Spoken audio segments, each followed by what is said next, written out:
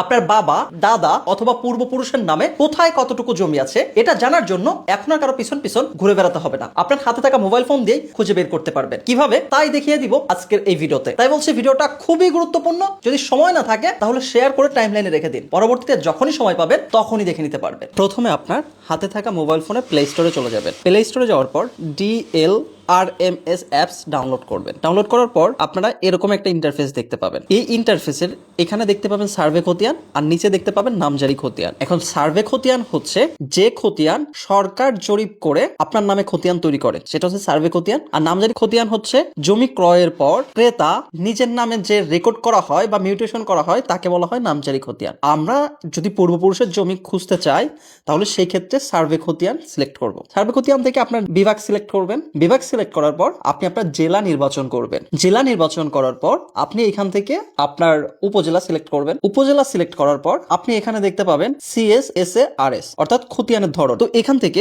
আমরা যেহেতু আমাদের পূর্বপুরুষের সম্পত্তি খুঁজবো, সেটা হয় CS হবে, না হয় SA হবে অথবা RS হবে। CS হচ্ছে সবচেয়ে পুরনো, SA হচ্ছে তার থেকে একটু পুরনো, RS হচ্ছে তারপরে। তো আপনার বাবার বয়সের সাথে মিলাবেন যে CS কখন হয়েছে, RS কখন হয়েছে, SA কখন হয়েছে। আমরা RS এ ঢুকবো। RS এ ঢোকার পর আপনি এখানে দেখবেন মৌজা নির্বাচন। আপনি এখান থেকে আপনার মৌজা সিলেক্ট করবেন। মৌজা সিলেক্ট করার পর আপনার এখান থেকে দেখতে পাবেন খতিয়ানের তালিকা। এই যে খতিয়ানের তালিকা, এখানে যদি সরাসরি আপনার নাম থেকে থাকে, পূর্বপুরুষের নাম থেকে থাকে, তাহলে আপনি দেখতেই পাবেন যে আপনার দাদা অথবা পূর্বপুরুষের যে নাম আছে সেটা খতিয়ানে পাচ্ছেন না আপনি, তাহলে সেক্ষেত্রে অধিকতর অনুসন্ধানে সিলেক্ট করবেন। এখানে আপনি দেখতে পাবেন মালিকের নাম এবং দাগ নাম্বার। এখানে আপনার পূর্বপুরুষের যে অফিসিয়াল নাম বা NID নাম আছে সেই নামটা আপনারা যদি এখানে লিখে থাকেন, আপনার পূর্বপুরুষের নামে যদি কোনো খতিয়ান পেয়ে যান তখন ঠিক এইভাবে পুরো বিস্তারিত সবকিছু চলে আসবে। যেমন দেখেন মালিকের নাম আছে, দাগ নাম্বার আছে, জমির পরিমাণ আছে। এভাবে কিন্তু আপনি আপনার পূর্বপুরুষের সম্পত্তি সহজেই খুঁজে বের করতে পারবেন। এ বিষয়ে কোনো প্রশ্ন থাকলে বা ভিডিওটি কোথাও না বুঝে থাকলে কমেন্ট বক্সে কমেন্ট করতে পারেন। এছাড়া বিশেষ প্রয়োজনে জায়গা জমি সম্পর্কিত যে কোনো পরামর্শের জন্য